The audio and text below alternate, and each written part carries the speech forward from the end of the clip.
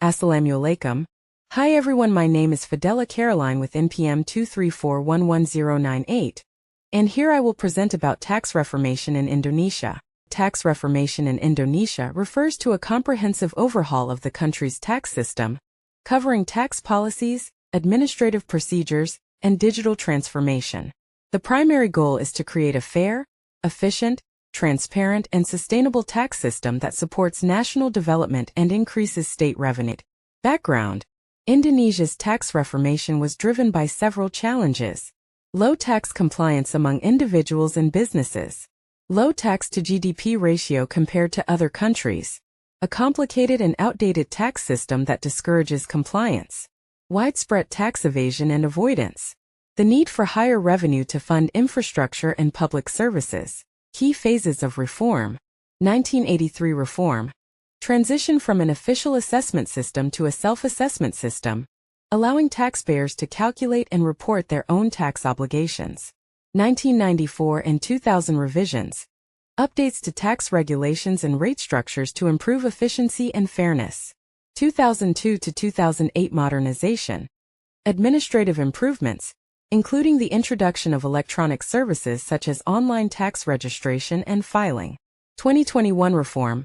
HPP law, introduction of the law on harmonization of tax regulations, which brought significant changes such as the carbon tax, integration of the national ID number NIK as the taxpayer number NPWP, and a second tax amnesty program.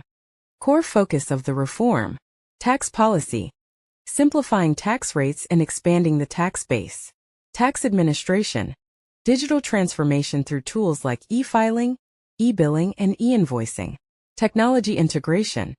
Implementing a core tax system and enabling data sharing across government institutions. Challenges. Low tax literacy in the general public. Limited trust in tax authorities. Data gaps and poor coordination among institutions. Conclusion.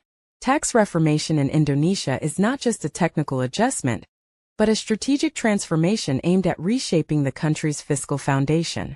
As a developing nation with ambitious economic and social goals, Indonesia needs a reliable and sustainable source of revenue, something that can only be achieved through a strong and trusted tax system. Next slide. Tax reformation in Indonesia represents more than a mere restructuring of tax codes or the modernization of administrative tools.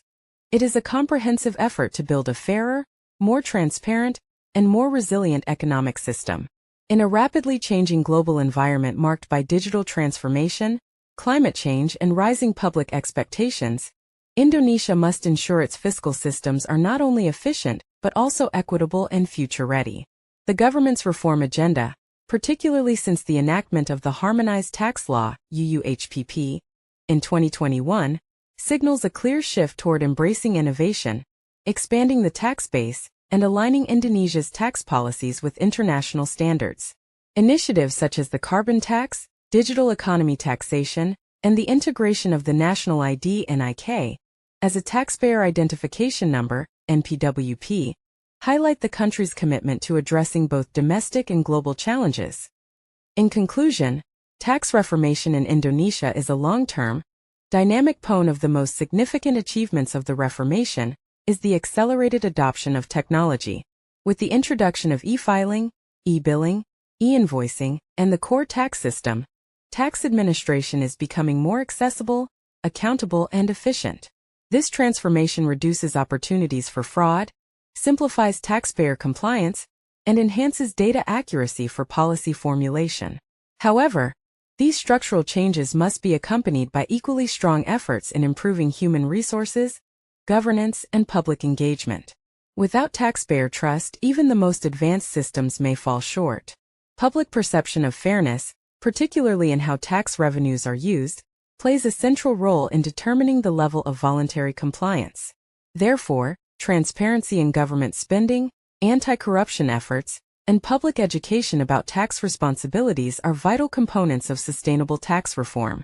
Moreover, reforming the tax system must also be inclusive.